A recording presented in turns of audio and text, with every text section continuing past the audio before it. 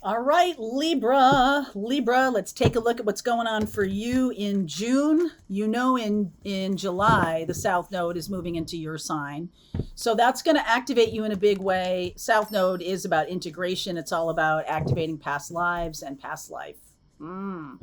Contracts. Okay. So next week we're doing a class called Heal Your Soul Contracts. So, particularly you guys with that South Node moving through your sign this summer, it could be a time for those soul contracts to come back around. And you might need to do a lot of healing work around some of them in order to close them out. Okay. Or move it to the next level. Either way. Either way.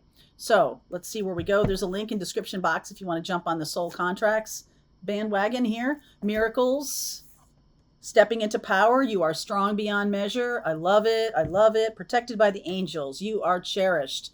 Okay. And protected. So, wow. Okay. I feel like there has been some kind of thing moved. Okay. I'm getting this sense of, this is kind of, just work with me. Okay. This is like a full, when you're in well, you may not know that on studio sets where they film television and movies, sometimes they move set scenery around, right? So there's like these big tall things that just they move right in front of you. Okay.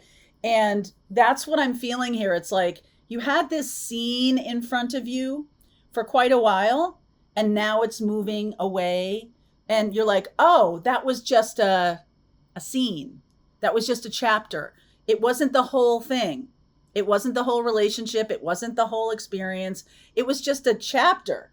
Okay. And so that feels really good, actually, because it's like, oh, I just thought that this is what it was. It's just a piece of it. So let's say you've known someone for a long time in your life, and, most of the time, like, things are good, or things are, at least you're kind of on the same page. And then one day there's something really big going on in their lives and they can't talk to you, or when they talk, it's really, you're disturbed by it and everything. And then, in the future, it goes away because it was just a chapter of them. It wasn't really the whole of who they are. Okay. So that's a really important thing to keep in mind. Let's see what the reading takes us to. And I just almost feel like that's a miracle. That's kind of like a big picture, like giving you the front of the puzzle box so you can understand how everything fits together. And that's really cool. Okay, Libra. So let's see where we're going. Underneath is this 9 of Swords, definitely feeling anxiety. 9 of Pentacles, 8 of Wands, Death, 5 of Pentacles, and the Hermit energy. Yeah, that's it. Okay. So there is a sense of like, okay, things are okay in your connection. But there's some stuff that each one of you, both of you, are kind of hiding underneath the surface. Look at the Death card in this. This is the Mermaid deck. Both of you are hiding stuff underneath the surface that needs to come up. Okay. And that's when we have things shifting in astrology, especially North Node moving from one sign to another. Things from the past can come up, or things that we've buried, things that we've crushed. It's almost like, look at, like it's trying to come up in your subconscious. There's something that is, and you're like, no, in my daily walking around life, I'm fine. 9 of Pentacles, but there's some stuff. Okay. And then look at this. It just breaks through. So it's almost like you're really understanding yourself. You're really understanding this relationship. I feel like some of you are like, okay, that's enough for me. I really get why I'm connected to this person. It's unhealthy, or it's toxic, or it needs to be cleared in some way. And then you integrate the information. That is what the South Node does. Okay, the South Node and any planet in retrograde. We have, in June, we have Saturn going retrograde in Pisces, and Neptune going retrograde in Pisces. Pisces is a very dreamy kind of not inspirational in a spiritual kind of way, right? It's really about what are the things that are in retrograde? What are the things that are blocking you that need work? Saturn, that need you to put time and effort into it so you can integrate it into your life. And what are the things that you have been a little bit too dreamy about and you haven't really seen the truth of things? This is Virgo energy. This is the opposite of Pisces.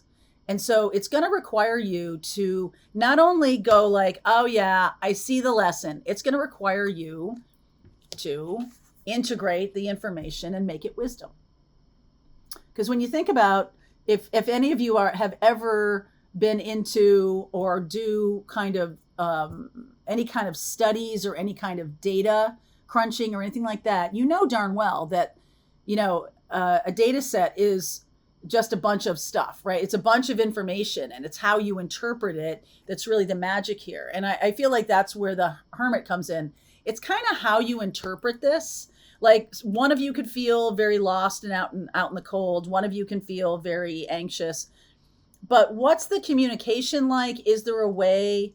I like the Nine of Pentacles here because I feel like you're standing in a very power oriented way. I think the other person is not.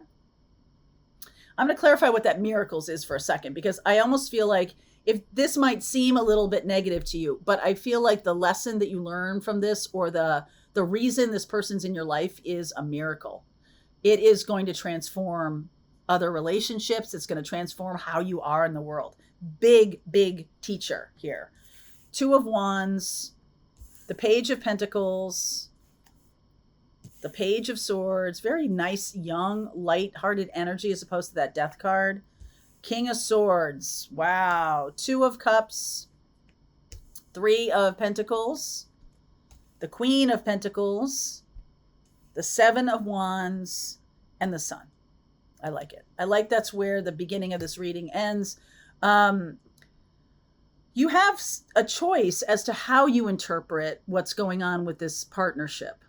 I feel like it's such a long-term thing, because Virgo is an earth sign. It's like it's taken a long time for you to get this message. There's Nine of Pentacles. There's Death, which is scorpionic energy about big transformation. We have Pluto. Pluto really goes to, Pluto is the ruler of Scorpio. There we go. So Pluto's already in retrograde. It's going back into Capricorn June 11th. And it's going to stay in Capricorn, I feel like, till October of the end of this year, later on in this year. And that's kind of requesting that you compare and contrast innovation, which is Aquarian energy, with what's traditional. Like, is the structure of this relationship working for me, or is it not? Some of you are changing places in a relationship. Like, if this is a long-term relationship, the way it used to work isn't the way it's going to work now. So if you were somebody who felt like you weren't in power in this relationship, there's something about rereading the data set, the information or of the lessons of this relationship that causes you to step into your power. Okay? Like, oh, I get it. This is what you're teaching me. I'm stepping into my power. I do feel like it's going to help you with love relationships. This is Aquarian energy here, so it's interesting.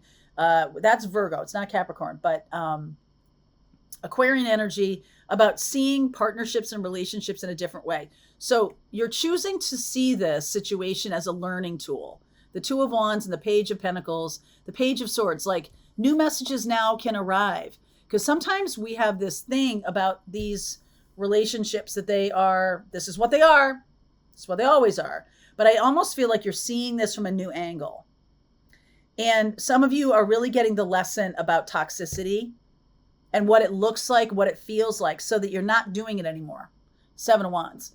Like, you're now asserting yourself. You're now standing up for yourself. You're now doing the things that are aligned with your values. Yay, yay, yay. North node being in Taurus, South node in Scorpio, risk is required to grow, Scorpio. It can't just be about the safety of the situation that feels good. It has to be that there's growth. This is done growing. Okay, and so it's not done growing. It's growing in the sense of this person, but what you learn here will take you far. All right, will take you far. I'm going to clarify the Miracles card here. Expect the wondrous to emerge. Now, that can be about the learning part, the aha moments that you get from understanding what this relationship is all about and integrating that wisdom. Miracles. Seven of Swords, Magician, Ace of Swords, Four of Pentacles. So I feel like in the past, there's been lying or not being honest. I feel like what's coming out of this, one of the things coming out of it is super honesty. Okay. Like if you have been stuck in a relationship that you're like, I don't know why it's kind of not what I want. But in the beginning, you didn't say what you wanted, or you weren't honest about it, or you didn't know. Someone wasn't honest, though. Someone wasn't honest. Someone was trying to manifest a legit relationship, but really standing on a bed of lies. Okay. And it's caused the relationship to stagnate. And now that you see that, now that you recognize that, oh, I've got to be like King of Swords, I got to be super honest. But let's temper that with the Queen of Pentacles nurturing kind of like, I'm going to tell the truth, but I'm not going to like shove it down your throat. I'm not going to tell you what you have to be, nothing like that. But I am honest. I am in alignment with who I am. That means you don't get sucked into some of these relationships because you're not doing the same kind of things. Like sometimes you just ignore red flags. You've ignored red flags because you're like, oh, well, they could change. And it's like, yeah, but sometimes you were not all that honest about what you wanted in relationships. And I feel like it's because you didn't know. Okay. So whatever this is, whoever this is, this could be a pattern. This could be a person from your childhood, from your college, from whatever. You're learning about, how to be honest in relationships, how to do that. Really know my own truth and my own worth and my own value, and be honest by through a nurturing heart. That is what will bring in happiness.